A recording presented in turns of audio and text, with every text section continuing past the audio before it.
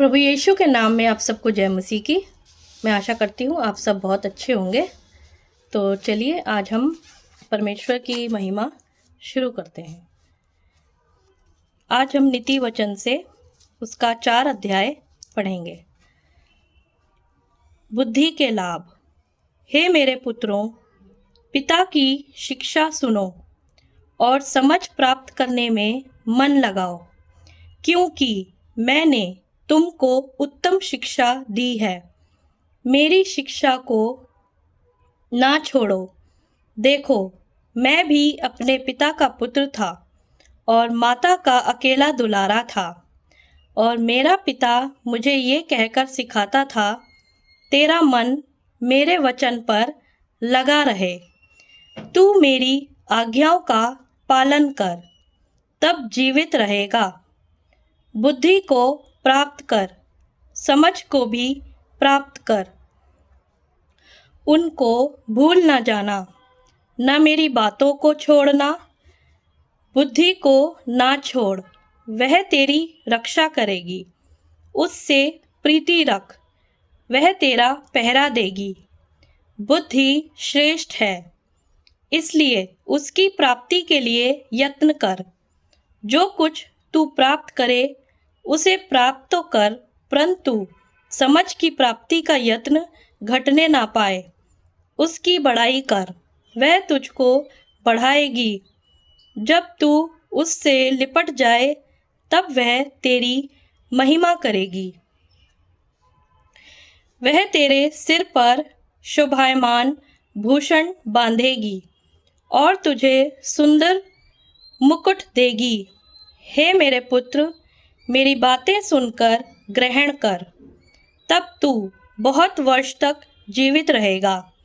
मैंने तुझे बुद्धि का मार्ग बताया है और सिधाई के पथ पर चलाया है। चलने में तुझे रोक टोक ना होगी, और चाहे तू दौड़े तो भी ठोकर ना खाएगा। शिक्षा को पकड़े रह, उसे छोड़ ना दे। उसकी रक्षा कर, क्योंकि वही तेरा जीवन है। दुष्टों की राह में पाँव ना रखना और ना बुरे लोगों के मार्ग पर चलना। उसे छोड़ दे, उसके पास से भी ना चल। उसके निकट से मुड़कर आगे बढ़ जा, क्योंकि दुष्ट लोग यदि बुराई ना करें तो उनको नींद नहीं आती, और जब तक वे किसी को ठोकर ना खिलाएं तब तक उन्हें नींद नहीं मिलती।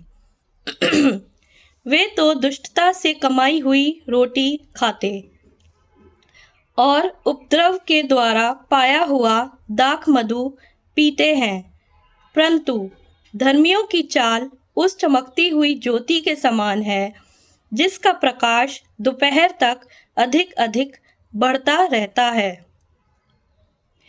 दुष्टों का मार्ग घोर अंधकार में है, वे नहीं जानते कि वे किस से ठोकर खाते हैं।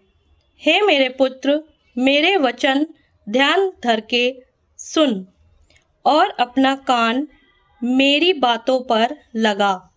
इनको अपनी आँखों की ओट ना होने दे, वरन अपने मन में धारण कर, क्योंकि जिनको वे प्राप्त होती है वह उनके जीवित रहने का और उनके सारे शरीर के चंगे रहने का कारण होती हैं।